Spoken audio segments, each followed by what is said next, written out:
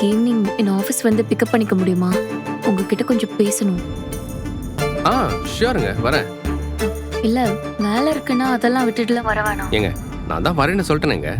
உங்களுக்கு ஒன்றும் பிரச்சனை இல்லை தானே? அதெல்லாம் ஒரு பிரச்சனை இல்லைங்க, கண்டிப்பா வரேன். நீங்க கூப்பிட்டு நான் எப்படிங்க வராம இருப்பேன்?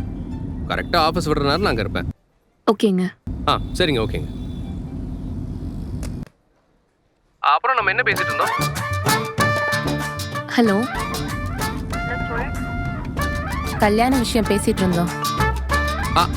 கரெக்ட், கல்யாண விஷயம் பேசிட்டு இருந்தோம்ல. இந்த கல்யாணம்னா என்ன சாதாரண விஷயமாங்க?